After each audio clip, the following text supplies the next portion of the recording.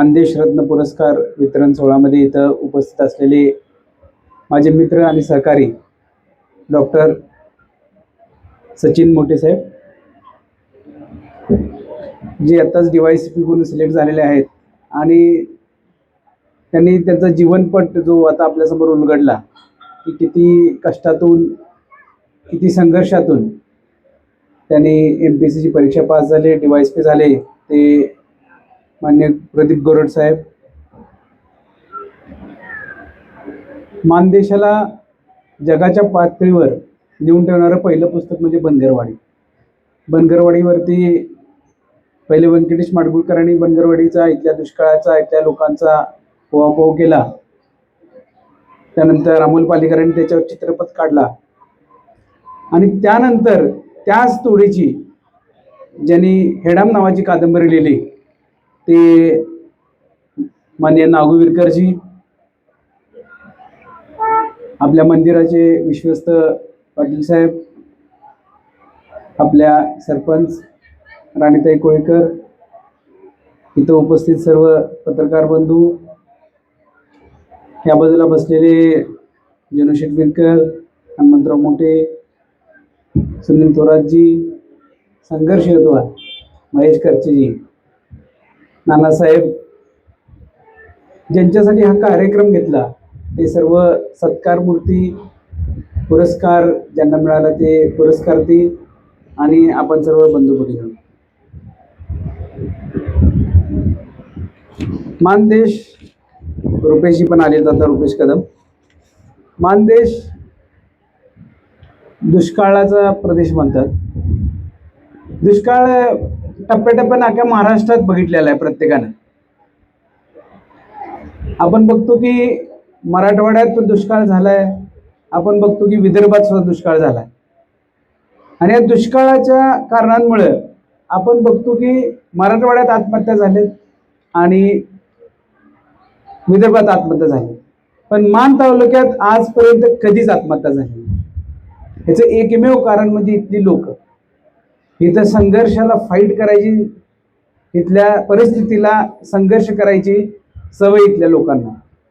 बरं, ते करत असताना आपण काय करतो की आपण 6 महिने इथं राहतो, 6 महिने कुठं राहतो, जिथं आपल्याला काम मिळेल असं ठिकाण. आपण मुंबईला जातो, पुण्याला जातो, आपली गलई बांधव तर अख्ख्या भारतात आहे, भारतातून काय पलीकडे आंतरराष्ट्रीय ठिकाणी पण गेलेली आहे.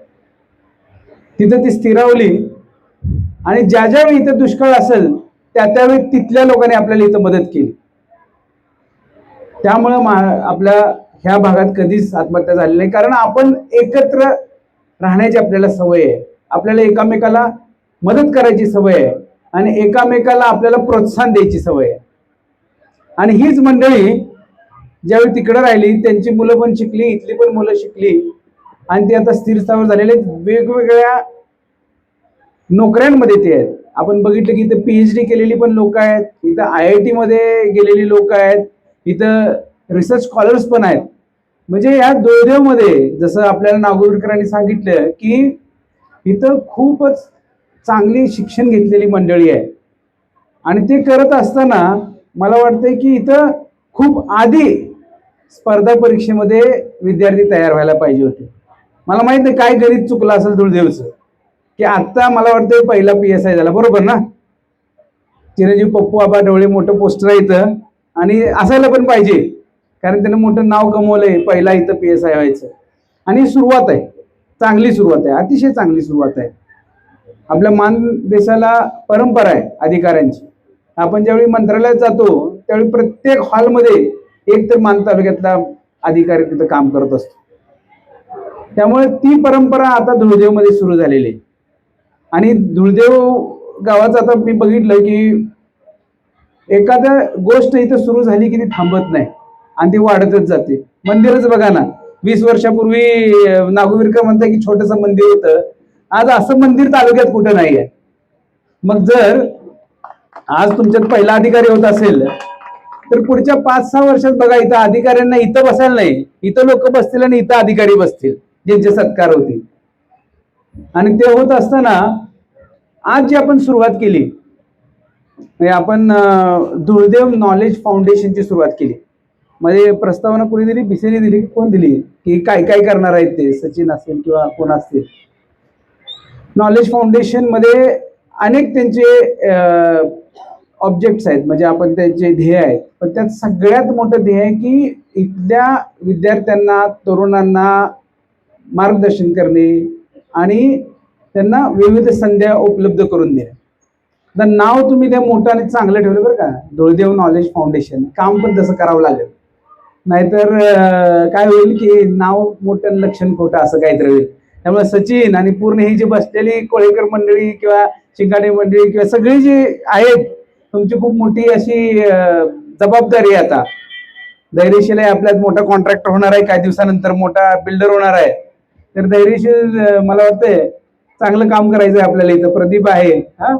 तर सगळ्यांना मोठं काम करायचं. हे नॉलेज फाउंडेशन जे आहे ना, हे नॉलेज फाउंडेशन खरोखर एखाद्या लाईट हाऊस सारखं, म्हणजे दिशादर्शकाचं काम करायचं आहे. आणि तुम्हाला सगळ्यांना कोणी मदत करायची, तर ह्या मंडळींनी मदत करायची. कारण ही मंडळी आता सिलेक्ट झालेली आहे. आणि जसं आपल्याला कळलं की जो कोणी सिलेक्ट झालाय तो असं सहज सिलेक्ट झालेला नाही आहे. अर्ज लाखात येतात, मग पूर्व परीक्षा होते, त्यात काही हजारात सिलेक्ट होतात, मेन्स येते, त्यानंतर इंटरव्ह्यू आणि त्यानंतर फायनल सिलेक्शन. म्हणजे लाखात एक अशी सिलेक्शन झालेली मंडळी इथं आहे. मग ते करत असताना 4-5-6 वर्ष जातात. आणि ते 4-5-6 वर्ष ज्यावेळी जातात त्यावेळी त्यांना खूप चांगला अनुभव आलेला असतो. त्या अनुभवाचा वापर आपल्याला इथं करायचा आहे. म्हणजे मागं मी आता काल परवा दिवशी बेंगलोरला गेलो होतो, पोपटराव पवार माझ्याबरोबर होते. पोपटराव पवारांनी हिवरे बाजारची मोठी डेव्हलपमेंट केलेली आहे. म्हणजे वॉटरशेड डेव्हलपमेंट असेल, जलसंधारणाचं मोठं काम केलंय.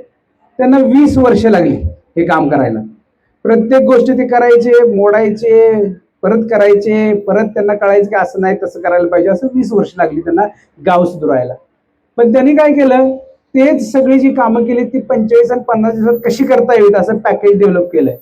आपण ते पाणी फाउंडेशन मध्ये बघितलेलं की 45 दिवसात कसं गाव एक करू शकतो, ज्याला पोपटराव पवारांनी 20 वर्ष लावली.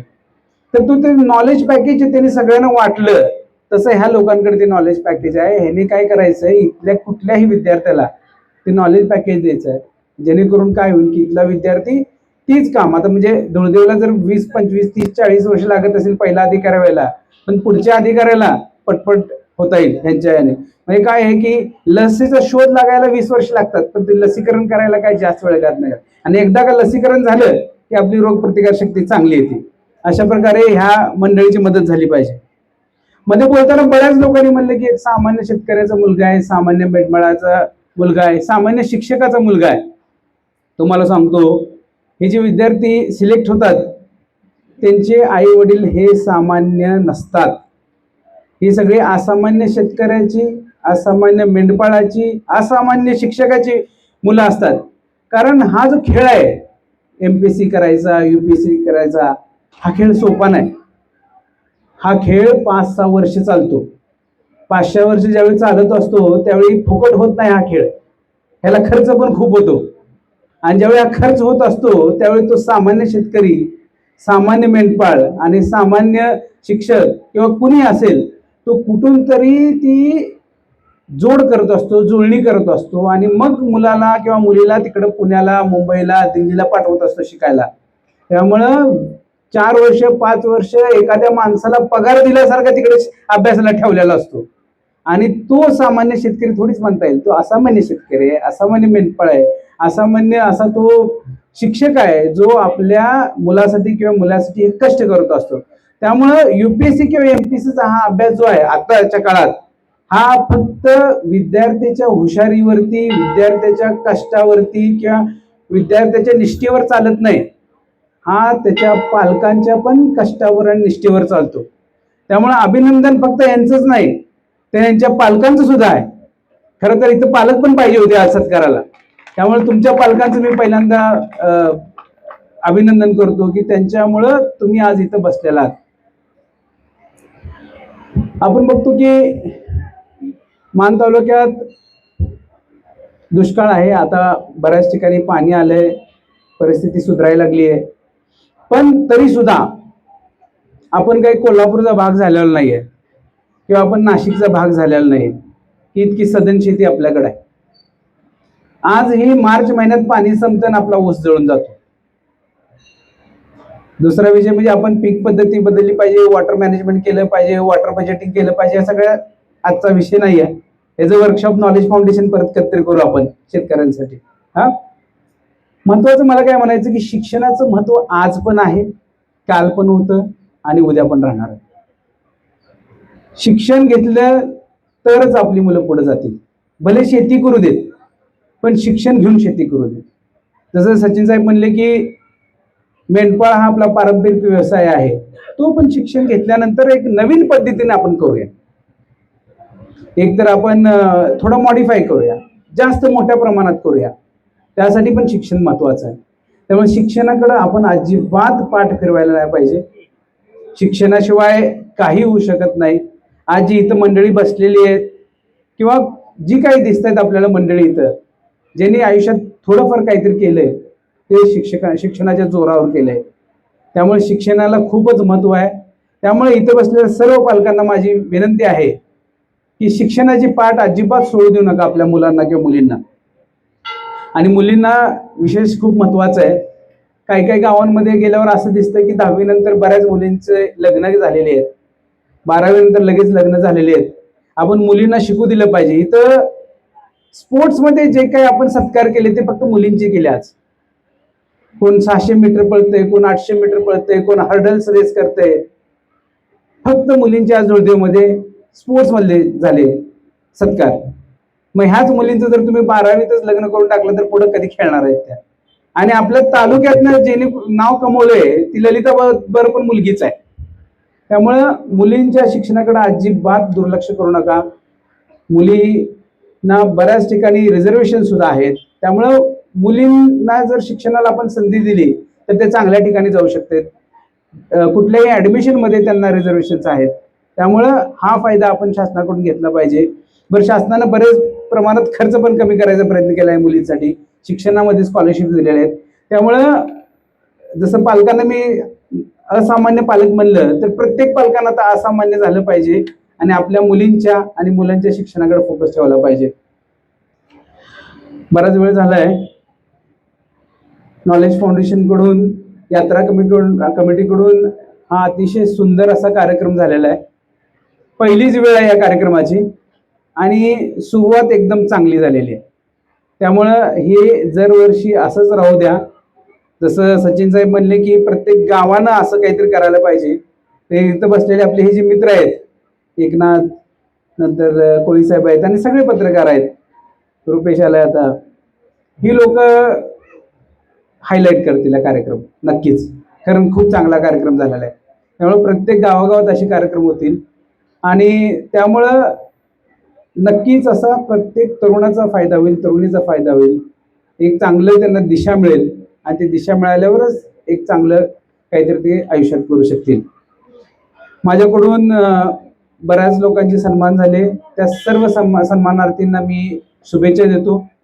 पुढच्या आयुष्यात, पुढच्या करिअरमध्ये जसा तुमचा इथं मागे संघर्ष झाला तसाच पुढे संघर्ष चालू राहणार आहे. पण त्या संघर्षाला कसं आहे की बाकी जे आपल्या नोकरी बरोबर, पोस्ट बरोबर ग्लेमर येतं त्याची जोड असणार आहे. त्यामुळे तो संघर्ष असा काही इतका वाईट नाही वाटणार, गोड वाटणारा संघर्ष आहे. तर तो संघर्ष चालू ठेवा. यातली काही मंडळी मला वाटतायत ज्यांचं पोटेन्शियल आहे की अजून एकदा परत परीक्षा देऊन अजून चांगली पोस्ट मिळवू शकतात, तर त्यांनी अजिबात सोडू नका. अजून एखादी संधी असेल तर पुढची पोस्ट मिळवायचा प्रयत्न करा. कारण आता आपल्याला गोरड साहेबांनी सांगितलं की PSI म्हणून गेले ते, त्यांना कळालं की DYSP नावाचं पद असतं आणि त्यांनी DYSPचा अभ्यास चालू केला. मी इथं सांगतो एक IPS नावाचं पण पद आहे, ते त्यांना कदाचित त्यावेळी माहित नसेल. तर IPS नावाचं पद असतं, त्यासाठी तुम्ही फाईट करा. म्हणजे डायरेक्ट तुम्ही SP म्हणून लागाल आणि परत म्हणू नका की मला IPS नावाचं पद माहित नव्हतं. त्यामुळं तुम्ही सगळी माहिती आता अवेलेबल आहे. 2005 मध्ये मी ज्यावेळी UPSC पास झालो त्यावेळी काहीच माहिती नव्हती. UPSC पास झालेला विद्यार्थी म्हणजे कॅन्डिडेट मी भेटलोच नव्हतो आधी. पण आता तुम्हाला सगळे भेटतायत, तुमच्या खिशात क्लास होत आहेत. UPSCचे, UPSCचे, कुठल्याही स्पर्धा परीक्षेचे, नीट असू दे, CET असू दे, तुमच्या खिशात ते क्लासेस होत आहेत. तर ते क्लासेस आहेत, खर्च पण तसा कमी झाला आहे. तर संधी सगळ्यांना आहे. आपण कष्ट केलं पाहिजे आणि सातत्यपूर्ण कष्ट केलं पाहिजे. 2 ते 3 वर्ष कष्ट करायची तयारी ठेवा, आपल्याला नक्कीच काहीतरी सक्सेस मिळेल. मला इथं बोलवलं, माझा इथं सत्कार केलात, मला बोलायची संधी दिली आणि माझे 2 शब्द शांततेने ऐकलेत, त्याबद्दल मी सगळ्यांचा आभारी आहे. यात्रा कमिटीचा, नॉलेज फाउंडेशनचा खूप खूप आभारी आहे. धन्यवाद.